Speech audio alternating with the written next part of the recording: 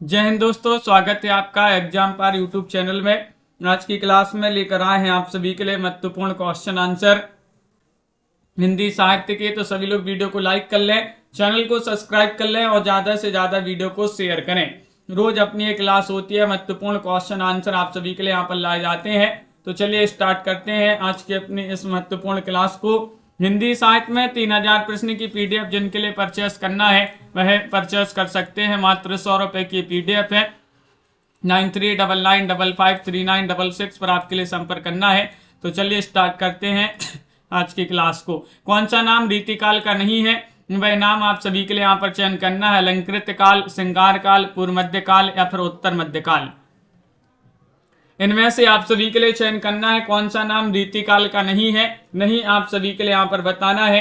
तो आप सभी का यहाँ पर सही आंसर क्या होगा ये चयन करना है। तो आप सभी का यहाँ पर सही आंसर है पूर्व मध्यकाल। विकल्प नंबर सी वाला विकल्प आप सभी का यहाँ पर सही आंसर है। पूर्व मध्यकाल जिन्होंने भी यहाँ पर चयन किया है उनका यहाँ पर सही आंसर होगा। हिंदी साहित्य का इतिहास ग्रंथ के लेखक का नाम आप सभी के लिए यहाँ पर चयन करना है। कौन माने जाते हैं? Hazari Prasad Dwivedi, doctor Ramvilas Sharma, गिरीशन, Ramchandra Shukla. Question number 2 में आप सभी के लिए सही आंसर बताना, हिंदी साहित्य का इतिहास ग्रंथ के लेखक कौन है, किनका ग्रंथ माना जाता है। ये आप सभी के लिए यहाँ पर चयन करना है। हिंदी साहित्य का इतिहास ग्रंथ के लेखक का नाम बताना है। तो आप सभी का यहाँ पर सही आंसर है रामचंद्र शुक्ल। कौन है? आचार्य रामचंद्र शुक्ल आप सभी का यहाँ पर सही आंसर है। अगला क्वेश्चन यहाँ पर दिया गया है। क्वेश्चन नंबर आप सभी का यहाँ पर 3 है। शिवसेन सरोज नामक कृति के लेखक बताइएगा, किसकी कृति है बताइए। शिवसेन सरोज नामक कृति किस लेखक की है? शिवसेन सेंगर, मिश्र बंधु, जाजगिरीसन या फिर डॉक्टर नगेंद्र। तन्मय जी, लवली जी, एमएस वर्मा जी, तनु जी, आप सभी का सही आंसर क्या होगा? शिवसेन सरोज नामक कृति किस लेखक की मानी जाती है? तो 3 में आप सभी का यहाँ पर सही आंसर है रचना मानी जाती है शिवसेन सेंगर। शिवसेन सेंगर जी जो है उन्हीं की रचना मानी जाती है। ये वाला विकल्प आप सभी का यहाँ पर सही आंसर है। अगला क्वेश्चन यहाँ पर क्या दिया गया है? क्वेश्चन नंबर यहाँ पर 4 दिया गया है। वल्लभाचार्य का संबंध किस मत से है? क्वेश्चन नंबर 4 में बताने सखी संप्रदाय, चैतन्य संप्रदाय, पुष्टि संप्रदाय, कोई नहीं। क्वेश्चन नंबर 4 में आप सभी लोग बताइएगा वल्लभाचार्य का संबंध किस मत से है। तो 4 में आप सभी का यहाँ पर सही आंसर होगा विकल्प नंबर आप सभी का यहाँ पर शिल्पा जी सही आंसर क्या है? सी वाला विकल्प आप सभी का सही आंसर है पुष्टि संप्रदाय। पुष्टि संप्रदाय आप सभी का यहाँ पर सी सही आंसर होगा। वल्लभाचार्य का संबंध किस मत से है? पुष्टि संप्रदाय आप सभी का सही आंसर है। साहित्य लहरी कृति के रचनाकार कौन है? साहित्य लहरी कृति के कृतिकार कौन है? सूरदास हैं, कबीरदास हैं, तुलसीदास हैं, नंददास हैं। क्वेश्चन नंबर 5 में सही आंसर यहाँ पर चयन करना है। कौन सा विकल्प आप सभी का यहाँ पर सही आंसर होगा बताइएगा। साहित्य लहरी के कृतिकार कौन माने जाते हैं? 5 में आप सभी के लिए यहाँ पर चयन करना है। तो 5 में आप सभी का सही आंसर है सूरदास। कौन माने जाते हैं? सूरदास आप सभी का यहाँ पर ए वाला विकल्प जो है वह आप सभी का यहाँ पर सही आंसर है। सूरदास जिन्होंने भी चयन किया है उनका यहाँ पर सही आंसर है। अगला क्वेश्चन यहाँ पर देखिएगा। क्वेश्चन नंबर यहाँ पर क्या दिया गया है? क्वेश्चन नंबर यहाँ पर 6 है। रस मंजरी इनमें से किस कवि की कृति है? रस मंजरी बताना है। नंददास, केशवदास, पद्माकर, सूरदास। क्वेश्चन नंबर 6 में आप सभी के लिए सही आंसर बताना है। रस मंजरी इनमें से किस कवि की कृति मानी जाती है बताइएगा। महत्वपूर्ण क्वेश्चन यहाँ पर दिया गया है और आप सभी का यहाँ पर सही आंसर होगा। क्वेश्चन नंबर 6 में विकल्प नंबर 1 सही आंसर है। नंददास जी की रचना मानी जाती है। नंददास आप सभी का यहाँ पर सही आंसर होंगे। विकल्प नंबर 1 आप सभी का यहाँ पर सही आंसर है। आनंद जी, संजू जी। अगला क्वेश्चन यहाँ पर दिया गया है। इनमें से कौन सा कवि तार सप्तक का संपादक रहा है? तार सप्तक के संपादक इनमें से रहे धर्मवीर भारती, यज्ञ, मुक्तिबोध, सर विश्वदयाल सक्सेना। 7 में यहाँ पर सही आंसर बताना है। इनमें से कौन सा कवि तार सप्तक का संपादक रहा है? 4 विकल्प यहाँ पर दिए गए हैं और आप सभी का यहाँ पर सही आंसर होगा 7 में विकल्प नंबर बी अज्ञे, सच्चिदानंद हीरानंद बादशायन। अज्ञे तार सप्तक के कवि हैं। इन्होंने तार सप्तक का प्रकाशन 1943 में किया था। तार सप्तक का प्रकाशन उसी के संपादक, ये चारों सप्तकों के संपादक माने जाते हैं। प्रयोगवादी कवि इनमें से कौन है? क्वेश्चन नंबर 8 में आप सभी के लिए यहाँ पर चयन करना है। प्रयोगवादी कवि बताना, अज्ञेय हैं, केदारनाथ अग्रवाल हैं, दिनकर हैं, बच्चन है। 8 में सही आंसर क्या होगा? चयन करिएगा, महत्वपूर्ण क्वेश्चन है। प्रयोगवादी कवि इनमें से कौन है? 8 में सही आंसर चयन करना है। तो 8 में आप सभी का सही आंसर है, प्रयोगवादी कवि माने जाते हैं अज्ञेय। कौन माने जाते हैं? अज्ञेय माने जाते हैं। ये वाला विकल्प जो है वह आप सभी का यहाँ पर सही आंसर होंगे, अज्ञेय आपका सही आंसर है। मधुशाला के रचयिता कवि का नाम बताइएगा। मधुशाला किन की रचना मानी जाती है? 9वां क्वेश्चन यहाँ पर दिया गया है। माखनलाल चतुर्वेदी, हरिऔध, अज्ञेय, बच्चन से बच्चन। क्वेश्चन नंबर आप सभी का यहाँ पर दिया गया है 9। मधुशाला के रचयिता कवि आप सभी के लिए यहाँ पर चयन करना है, कौन माने जाते हैं? क्वेश्चन यहाँ पर महत्वपूर्ण दिया गया है। मधुशाला, मधुबाला, मधुकलश ये सभी रचनाएं बच्चन जी की मानी जाती हैं। डी वाला विकल्प आप सभी का यहाँ पर सही आंसर होगा। डी वाला विकल्प है, जिन्होंने भी यहाँ पर चयन किया है उनका यहाँ पर सही आंसर है। अगला क्वेश्चन है, बसेरे से दूर किस विधा की पुस्तक है? विधा पूछा गया, जीवनी है, रेखा चित्र है, या फिर उपन्यास है, आत्मकथा है? बताइएगा, बसेरे से दूर किस विधा की रचना मानी जाती है? विधा बताना है। तो आप सभी का यहाँ पर सही आंसर है 10 में क्या है सही आंसर? आत्मकथा आप सभी का यहाँ पर सही आंसर होगा। बसेरे से दूर ये जो है आत्मकथा विधा की रचना मानी जाती है। हरिवंश राय बच्चन जी की आत्मकथा मानी जाती है। बच्चन जी की आत्मकथा 4 भागों में है और उसी का एक भाग क्या है? बसेरे से दूर। अगला क्वेश्चन यहाँ पर दिया है, नागार्जुन किस वर्ग के कवि हैं? नागार्जुन जी जो है किस वर्ग के कवि माने जाते हैं? छायावादी, प्रगतिवादी, प्रयोगवादी, आधुनिकतावादी? 11 में सही आंसर चयन करना है। 11 में आप सभी का यहाँ पर सही आंसर क्या होगा? 4 विकल्प यहाँ पर दिए गए हैं। नागार्जुन किस वर्ग के कवि हैं, ये आप सभी के लिए यहाँ पर बताना है। 4 विकल्प यहाँ पर दिए गए हैं और आप सभी का यहाँ पर सही आंसर आ रहा है। राहुल जी, स्वानी जी, संध्या जी। क्वेश्चन नंबर 11 में विकल्प नंबर बी वाला विकल्प सही आंसर है, प्रगतिवादी कवि माने जाते हैं। बी वाला विकल्प आप सभी का सही आंसर होगा। अगला क्वेश्चन है, कामायनी किस काल की रचना मानी जाती है? बताइएगा। कामायनी है छायावाद, प्रगतिवाद, प्रयोगवाद, नई कविता? 12 का सही आंसर बताना है, कामायनी किस काल की रचना मानी जाती है? ये आप सभी के लिए यहाँ पर चयन करना है। 4 विकल्प यहाँ पर दिए गए हैं और आप सभी का यहाँ पर सही आंसर आ रहा है। कामायनी जो है, कामायनी ये किस काल की रचना मानी जाती है ये बताना है। तो आप सभी का सही आंसर है छायावाद। ये वाला विकल्प आप सभी का यहाँ पर सही आंसर है। छायावाद आप सभी का यहाँ पर सही आंसर होंगे। छायावाद सही आंसर है। पल्लव के रचयिता कवि का नाम बताइएगा। पल्लव किन की रचना है? प्रसाद, महादेव वर्मा, निराला, पंत? ये 4 विकल्प हैं, किन की रचना मानी जाती है पल्लव? वंदना जी, सीताराम जी, क्वेश्चन यहाँ पर दिया गया है 13 है और 13 में आप सभी का यहाँ पर सही आंसर होगा। पल्लव के रचयिता कौन माने जाते हैं? तो पंत माने जाते हैं। कौन माने जाते हैं? सुमित्रानंदन पंत आप सभी का यहाँ पर सही आंसर है। सुमित्रानंदन पंत, जिन्होंने भी यहाँ पर विकल्प नंबर सी वाला विकल्प चयन किया है, उनका यहाँ पर सही आंसर होगा। अगला क्वेश्चन यहाँ पर दिया गया है। क्वेश्चन नंबर आप सभी का यहाँ पर 14वां क्वेश्चन है कि वेदना की कवित्री किसे कहा जाता है? वेदना की कवित्री किसे कहा जाता है? महादेव वर्मा को, मीरा, या फिर सरोजिनी नायडू, सुभद्रा कुमारी चौहान?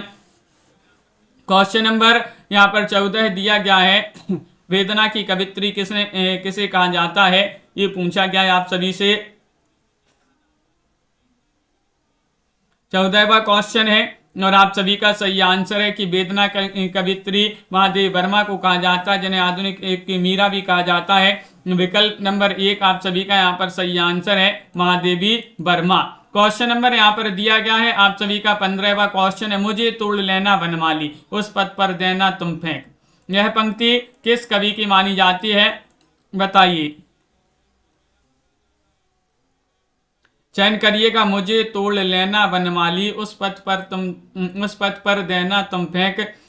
और ये पंक्ति मानी जाती है किस कवि की पंक्ति मानी जाती है? बच्चन, माखनलाल चतुर्वेदी, नरेंद्र शर्मा, या फिर पंत, तो आप सभी का यहाँ पर सही आंसर है माखनलाल चतुर्वेदी, जिन्हें एक भारतीय आत्मा के नाम से जाना जाता है। उन्हीं की पंक्ति है माखनलाल चतुर्वेदी की एक कविता है पुष्प की अभिलाषा। पुष्प की अभिलाषा से पंक्तियां ली गई हैं, मुझे तोड़ लेना बनमाली। अगला क्वेश्चन यहाँ पर दिया गया है, निराला की साहित्य साधना के रचयिता कौन माने जाते हैं? निराला है नंद दुलारी वाजपेयी, रामविलास शर्मा, पंत। 16 का सही आंसर चयन करना है। 16 में आप सभी का यहाँ पर सही आंसर क्या होगा? निराला की साहित्य साधना के रचयिता कौन माने जाते हैं, ये आप सभी के लिए यहाँ पर चयन करना है।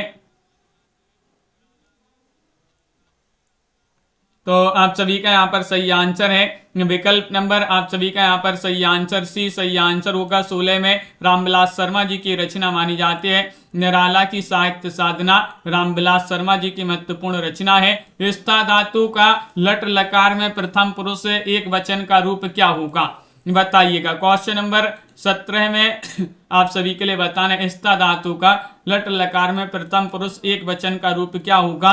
17 में आप सभी के लिए चयन करना है। 4 विकल्प यहाँ पर दिए गए हैं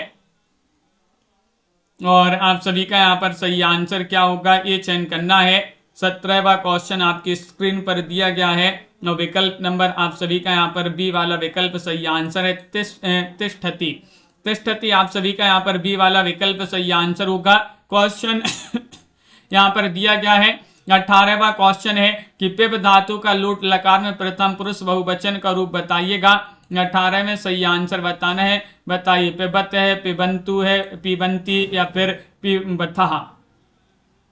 18 का सही आंसर चयन करना है। पिब धातु का लूट लकार में प्रथम पुरुष बहुवचन का रूप यहाँ पर चयन करना है।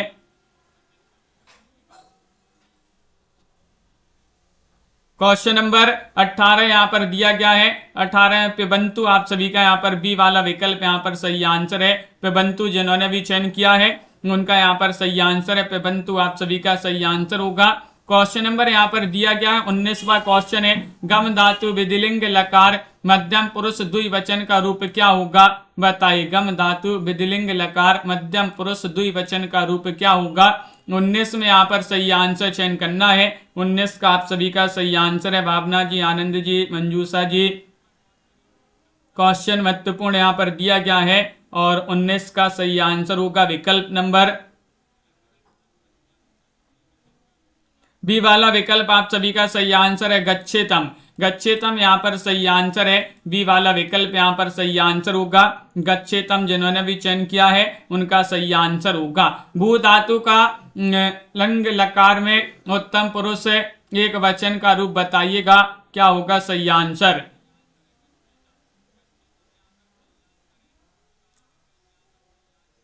क्वेश्चन नंबर आप सभी का यहाँ पर 20 दिया गया है। 20 में आप सभी के लिए यहाँ पर चयन करना है कौन सा विकल्प आप सभी का यहाँ पर सही आंसर है। 4 विकल्प यहाँ पर दिए गए हैं और 20 में आप सभी का यहाँ पर सही आंसर होगा विकल्प नंबर सी, यानी कि यहाँ पर अभवम आप सभी का यहाँ पर सही आंसर सी वाला विकल्प जो है वह यहाँ पर सही आंसर होगा।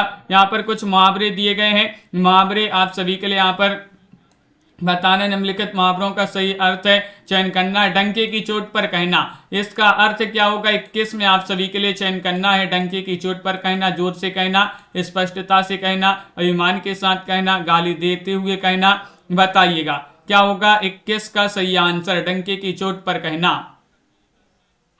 21 में चयन करना। प्रीति जी, रीमा जी, आप सभी का यहाँ पर सही आंसर होगा डंके की चोट पर कहना, यानी कि स्पष्टता से कहना। बी वाला विकल्प आप सभी का यहाँ पर सही आंसर है। स्पष्टता से कहना, ये जो बी वाला विकल्प है वह आप सभी का यहाँ पर सही आंसर होगा।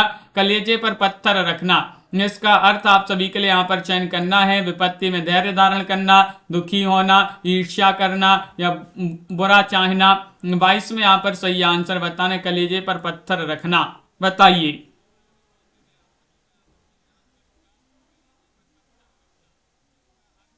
चयन करिएगा। क्वेश्चन यहाँ पर महत्वपूर्ण दिया गया है और आप सभी का यहाँ पर सही आंसर होगा कलेजे पर पत्थर रखना, यानी कि विपत्ति में धैर्य धारण करना। ये वाला विकल्प जो है वह यहाँ पर सही आंसर है, विपत्ति में धैर्य धारण करना। औंधी खोपड़ी का होना, बताइएगा इसका अर्थ होता है बहुत प्रतिभा संपन्न होना, क्रोधी होना, मूर्ख होना, अच्छे विचारों का होना, 23 में सही आंसर चयन करिएगा। 23 का सही आंसर क्या होगा? औंधी खोपड़ी का होना, इसका अर्थ बताना है। बताइएगा नीतू जी, क्या है आप सभी का सही आंसर?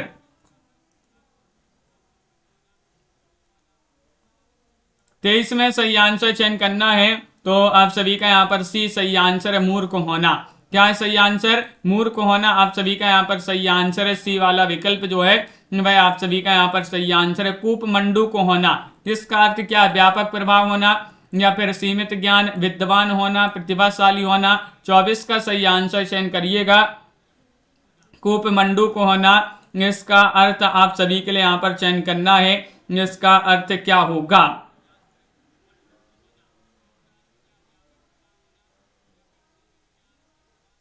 कूपमंडूक होना यानी कि सीमित ज्ञान होना। बी वाला विकल्प आप सभी का यहाँ पर सही आंसर है। बी वाला विकल्प जिन्होंने भी यहाँ पर चयन किया है उनका यहाँ पर सही आंसर है। काला अक्षर भैंस बराबर होना, काला अक्षर भैंस बराबर होना यानी कि पढ़ा लिखा होना या फिर निरक्षर होना, साक्षर होना या फिर मूर्ख होना। 25 का सही आंसर चयन करना है। काला अक्षर भैंस बराबर होना, इसका सही आंसर चयन करना है। क्या होगा सही आंसर? क्वेश्चन नंबर 25 में चयन करना है। 4 विकल्प यहाँ पर दिए गए हैं और 25 में आप सभी का यहाँ पर सही आंसर होगा विकल्प नंबर बी यानी कि निरक्षक होना। विकल्प नंबर 2 आप सभी का यहाँ पर सही आंसर होगा। अगला क्वेश्चन यहाँ पर दिया गया है। क्वेश्चन आप सभी का यहाँ पर दिया गया है, सर्वेश्वर दयाल सक्सेना किस सप्तक के कवि माने जाते हैं? तीसरा सप्तक, दूसरा सप्तक, तार सप्तक, चौथा सप्तक। 26 में आप सभी के लिए चयन करना है, सर्वेश्वर दयाल सक्सेना किस सप्तक के कवि माने जाते हैं? चयन करिएगा। क्वेश्चन महत्वपूर्ण है। 4 विकल्प यहाँ पर दिए गए हैं और आप सभी का यहाँ पर सही आंसर क्या होगा? सर्वेश्वर दयाल सक्सेना किस सप्तक के कवि माने जाते हैं? 26 में आप सभी का यहाँ पर ये वाला विकल्प सही आंसर है। तीसरे सप्तक के कवि माने जाते हैं सर्वेश्वर दयाल सक्सेना। अगला क्वेश्चन है, किस काव्यधारा को मार्क्सवाद का साहित्यिक संस्करण कहा गया है? बताइएगा। छायावाद को, प्रयोगवाद, प्रगतिवाद, नवगीत। 27 में चयन करना है, किस काव्यधारा को मार्क्सवाद का साहित्यिक संस्करण कहा गया है? 27 में आप सभी के लिए यहाँ पर चयन करना है, तो विकल्प नंबर आप सभी का यहाँ पर सही आंसर होगा।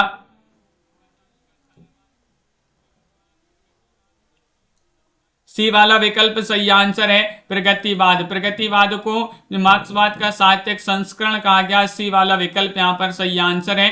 इनमें से आप सभी के लिए बताना है, दूसरे सप्तक के कवि चयन करिएगा। कुंवर नारायण है, शमशेर बहादुर से हैं, केदारनाथ से हैं, प्रभाकर माचवी हैं। 28 में आप सभी के लिए यहाँ पर चयन करना है। 28 का सही आंसर क्या होगा? 28 में आप सभी के लिए यहाँ पर चयन करना है, कौन सा विकल्प आप सभी का यहाँ पर सही आंसर है? चयन करिएगा। क्वेश्चन यहाँ पर महत्वपूर्ण दिया गया है और आप सभी का यहाँ पर सही आंसर है। कल्पना जी, विकल्प नंबर बी वाला विकल्प सही आंसर होगा, यानी कि आप सभी का सही आंसर है शमशेर बहादुर सिंह। इनमें से दूसरे सप्तक के कवि कौन है? शमशेर बहादुर सिंह आप सभी का सही आंसर। आत्मजयी नामक कृति के रचनाकार कौन माने जाते हैं? किन की रचना मानी जाती है आत्मजयी? 29वां क्वेश्चन यहाँ पर दिया गया है। 29 में आप सभी के लिए चयन करना है, आत्मजयी के रचनाकार कौन माने जाते हैं? अज्ञेय है, नरेश मेहता है, कुंवर नारायण है, जगदीश गुप्त है। क्वेश्चन आप सभी का यहाँ पर दिया गया है। 29वां क्वेश्चन यहाँ पर दिया गया है और आत्मजयी रचना मानी जाती है किनकी? विकल्प नंबर आप सभी का यहाँ पर सही आंसर होगा कुंवर नारायण। सी वाला विकल्प जो है वह आप सभी का सही आंसर है। कुंवर नारायण की रचना मानी जाती है आत्मजयी। कनुप्रिया किस विधा की रचना है? कनुप्रिया बताना है। बताइए, कहानी है, उपन्यास है, नाटक है, काव्य है? चयन करिएगा। क्वेश्चन यहाँ पर महत्वपूर्ण दिया गया है। कनुप्रिया, कनुप्रिया बता दीजिएगा जल्दी से। क्वेश्चन यहाँ पर महत्वपूर्ण दिया गया है। आप सभी का क्वेश्चन नंबर 30 है और 30 में आप सभी का सही आंसर होगा। क्या होगा सही आंसर? क्वेश्चन महत्वपूर्ण यहाँ पर दिया गया है और आप सभी का यहाँ पर सही आंसर है। कनुप्रिया रचना मानी जाती है किनकी? विधा बताना है और किन की रचना है ये भी आप सभी लोग बताइएगा। 30 में आपका सही आंसर है काव्य है। डी वाला विकल्प आप सभी का यहाँ पर सही आंसर है कनुप्रिया। अगला क्वेश्चन यहाँ पर क्या है कि उल्लेख का सही संधि विच्छेद बताना है। उल्लेख का सही संधि विच्छेद क्या होगा? बताइए। उल्लेख का सही संधि विच्छेद 31 में सही आंसर आप सभी के लिए यहाँ पर बताना है। उल्लेख का सही संधि विच्छेद क्या होगा, चयन करिएगा। क्वेश्चन यहाँ पर दिया गया है आप सभी का 31वां क्वेश्चन है और 31 में सही आंसर है कनुप्रिया धर्मवीर भारती जी की रचना काव्य रचना मानी जाती है। उल्लेख का सही संधि विच्छेद पूछा गया। उत्तधन लेख, उत्तधन लेख बराबर उल्लेख होगा, बी वाला विकल्प यहाँ पर सही आंसर है।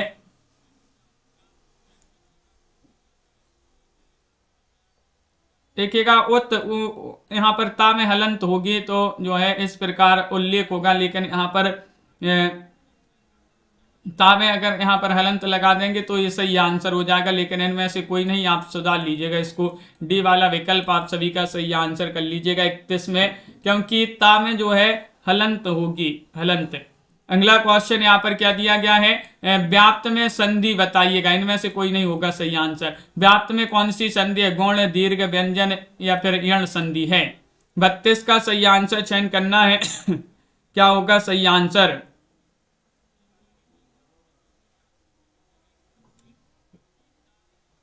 चयन करिएगा। क्वेश्चन यहाँ पर 32 से व्याप्त में कौन सी संधि है, ये आप सभी के लिए यहाँ पर चयन करना है। तो आप सभी का यहाँ पर सही आंसर है 32 में डी सही आंसर होगा, यण संधि है। कौन सी संधि है, यण संधि। आप सभी का यहाँ पर सही आंसर है यण संधि। जिन्होंने भी चयन किया है उनका यहाँ पर सही आंसर होगा। न्यून का सही संधि विच्छेद क्या है, न्यून का सही संधि विच्छेद 33 में सही आंसर चयन करना है, बताइएगा। न्यून का सही संधि विच्छेद बताइएगा। लाइक नहीं किए हैं बहुत सारे लोग, जल्दी से एक बार वीडियो को लाइक कर लीजिएगा। रोज आप सभी के लिए क्लास लाई जाती है और आप सभी का यहाँ पर सही आंसर होगा। न्यून का सही संधि विच्छेद बताना है। न्यून में कौन सा सही संधि विच्छेद होगा, तो 33 का सही आंसर है नी धन ऊन बराबर न्यून। आप सभी का यहाँ पर ये वाला विकल्प जो है वह यहाँ पर सही आंसर होगा। क्वेश्चन यहाँ पर 33 दिया गया है, सॉरी 34वां क्वेश्चन, हिंदी के काव्य भाषा परक समीक्षक का नाम बताना है। डॉक्टर रघुवंश हैं, विजय देव नारायण शाही हैं, रामस्वरूप चतुर्वेदी हैं, डॉक्टर नगेंद्र हैं। 34 में आप सभी के लिए यहाँ पर बताना हिंदी के काव्य भाषा परक समीक्षक का नाम कौन माने जाते हैं, बताइएगा। 4 विकल्प यहाँ पर दिए गए हैं। आप सभी का यहाँ पर क्वेश्चन 34 में कौन सा विकल्प है सही आंसर है,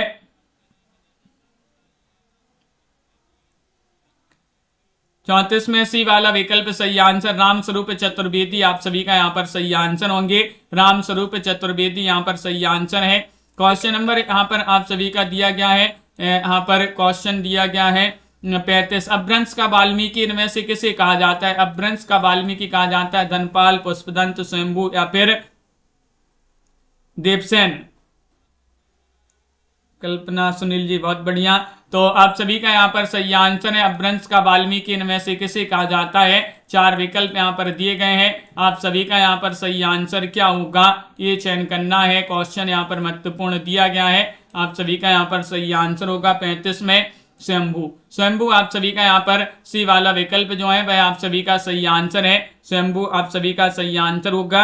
अगला क्वेश्चन है निम्न मुसलमान हरिजनन पे कोटिक हिंदू वार्य यह पंक्ति किस कवि की मानी जाती है। 36 में सही आंसर बताना है रसखान, भारतेंदु, हरिऔध या फिर रहीम। 36 में आप सभी के लिए चयन करना है मुसलमान हरिजनन पे कोटिक हिंदू वार्य यह पंक्ति किस कवि की मानी जाती है। ये क्वेश्चन बहुत ही महत्वपूर्ण यहाँ पर दिया गया है और आप सभी का यहाँ पर सही आंसर होगा। क्या होगा सही आंसर, आप सभी का यहाँ पर 36 में सही आंसर है बी वाला विकल्प। भारतेंदु जी का जन्म 1850 में हुआ था और इनका निधन 1885 में हो गया था। उन्हीं की पंक्ति है भारतेंदु जी की। अगला क्वेश्चन यहाँ पर रामचरितमानस की रचना कब हुई, कब प्रारंभ हुई थी ये बताना है। 37 में चयन करना प्रारंभ कब हुई थी बताइएगा, चयन करिएगा। रामचरितमानस की रचना प्रारंभ कब हुई थी ये चयन करना है। 37वां क्वेश्चन यहाँ पर दिया गया है और 37 में आप सभी का यहाँ पर सही आंसर आ रहा है। क्या आ रहा है सही आंसर, चयन करना है आप सभी के लिए। क्वेश्चन महत्वपूर्ण दिया गया है और विकल्प नंबर जिन्होंने भी चयन किया है 37 में डी, उनका यहाँ पर सही आंसर है 1631 विक्रमी, आप सभी का यहाँ पर सही आंसर है डी वाला विकल्प यहाँ पर सही आंसर होगा। अवधि में रचित महाकाव्य कौन सा है? अवधि में रामचंद्रिका, कामायनी, कृष्णायन, रामायण। क्वेश्चन नंबर 38 का सही आंसर बताना है। अवधि में रचित महाकाव्य कौन सा है? 38 का सही आंसर चयन करिएगा। प्रीति जी, रेणु प्रकाश जी, तनु जी, आप सभी के कमेंट यहाँ पर देखते जा रहे हैं। बहुत बढ़िया, सभी लोग यहाँ पर आंसर बता रहे हैं और आप सभी का सही आंसर होगा यहाँ पर विकल्प नंबर बी यानी कि कृष्णायन। कृष्णायन जो है अवधि में रचित महाकाव्य पूछा है, तो कृष्णायन आप सभी का सही आंसर है। और आप बताइएगा ये किसका महाकाव्य है, इसकी रचयिता। टूटना कहानी के लेखक कौन है? टूटना कहानी राजेंद्र यादव, निर्मल वर्मा, मन्नू भंडारी, अमरकांत। क्वेश्चन नंबर 39 में सही आंसर बताना है। टूटना कहानी के लेखक कौन माने जाते हैं? 4 विकल्प यहाँ पर दिए गए हैं। 39 में आप सभी के लिए यहाँ पर चयन करना है, तो आप सभी का यहाँ पर सही आंसर है टूटना कहानी के लेखक कौन माने जाते हैं? निशा जी, तो आप सभी का यहाँ पर सही आंसर है राजेंद्र यादव। राजेंद्र यादव आप सभी का यहाँ पर सही आंसर है। ये वाला विकल्प आप सभी का यहाँ पर सही आंसर होगा। राजेंद्र यादव जिन्होंने भी चयन किया है उनका सही आंसर है। क्वेश्चन नंबर यहाँ पर दिया गया है 40वां क्वेश्चन है। पश्चिमी हिंदी का विकास हुआ है ब्राह्मण अपभ्रंश से, स्वरसैनी अपभ्रंश से, मागधी अपभ्रंश से, अर्धमागधी अपभ्रंश से। क्वेश्चन नंबर 40 में सही आंसर बताइएगा। पश्चिमी हिंदी का विकास हुआ है, तो आप सभी का यहाँ पर 40 में क्या होगा सही आंसर?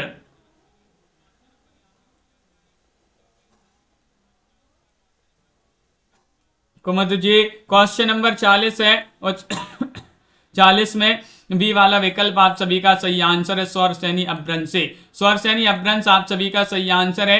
क्वेश्चन 41 से 40 निम्नलिखित प्रश्नों में सही समास का निर्देश दिए गए विकल्पों में से चयन करना। जैसे आमरण में कौन सा समास होगा? आमरण में बताइएगा अव्ययी भाव, कर्मधारय, तत्पुरुष, बहुब्रीहि। 41 का सही आंसर बताने आमरण में कौन सा समास है?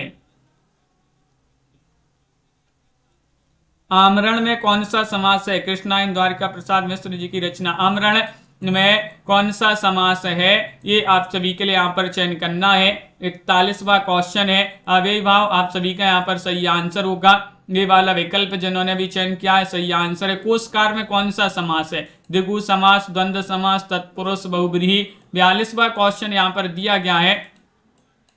42 में आप सभी का यहाँ पर सही आंसर क्या होगा? कोशकार। कोशकार में आप सभी के लिए यहाँ पर बताना है, बताइएगा सही आंसर चयन करिएगा, क्या होगा सही आंसर? कोशकार में कौन सा समास है? 42वां क्वेश्चन है तत्पुरुष, आप सभी का यहाँ पर सही आंसर सी होगा। सही आंसर तत्पुरुष आपका सही आंसर है। देवासुर में कौन सा समास है? बहुब्रीहि है, द्विगु है, कर्मधारय है या फिर द्वंद्व है।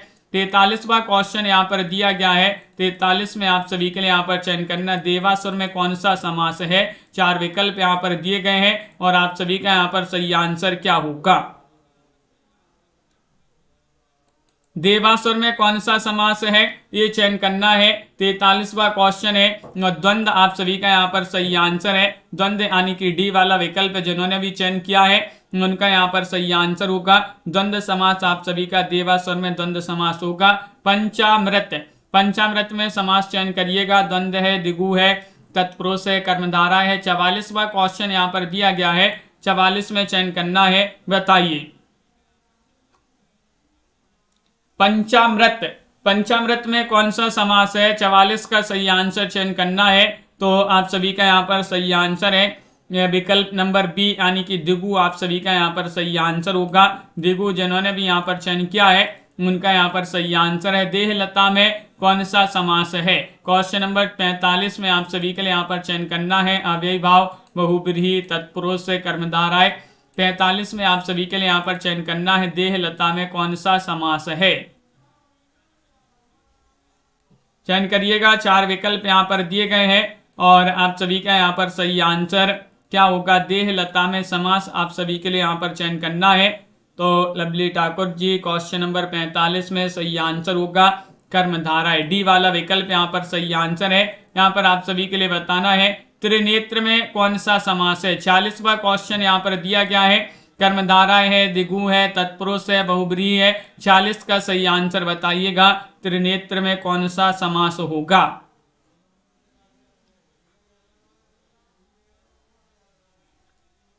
त्रिनेत्र में समास चयन करना है। क्वेश्चन नंबर 46 यहाँ पर दिया गया है और 46 में आप सभी का सही आंसर होगा त्रिनेत्र में बहुब्रीहि समास होगा।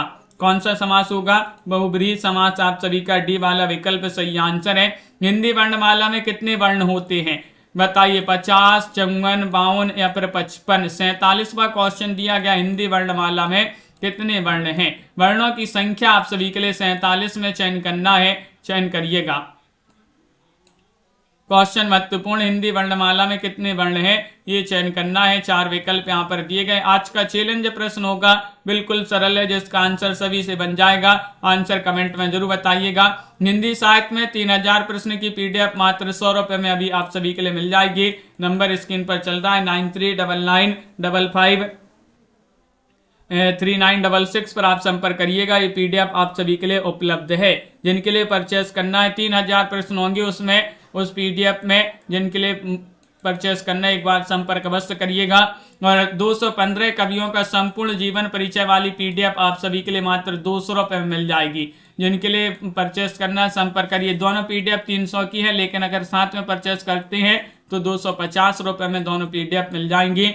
सभी के लिए बहुत बहुत धन्यवाद। आज के वीडियो में बस इतना ही। लाइक करते जाइएगा। संध्या जी, सुहानी जी, कंचन जी, आनंदी जी, सुनैना जी, दीप्ति जी, लवली जी, रेणु प्रकाश जी, संध्या जी, सुहानी जी, अनबी जी, नम्रता जी और मंजूषा जी, पार्वती जी, मनीषा जी, सत्यभामा जी, राहुल जी, सुनील जी, अंशु जी, संजू जी और कंचन जी, प्रमोद जी, शांति वर्मा जी, सतीश जी, तन्मय जी, विपुल जी, शिल्पा जी, सुनैना जी, कुमुद जी, MS वर्मा जी, निशा जी, दीप्ति जी, वंदना जी, तनु जी। हाँ तनु जी बिल्कुल, 10 मिनट और बढ़ा देंगे इस क्लास को। नीतू जी, प्रीति जी, अंशु जी, मनीषा जी, आनंद जी, सभी के लिए बहुत बहुत धन्यवाद। दीप्ति जी, आज के वीडियो में बस इतना ही। मनीषा शिवी जी, जय हिंद। पार्वती जी।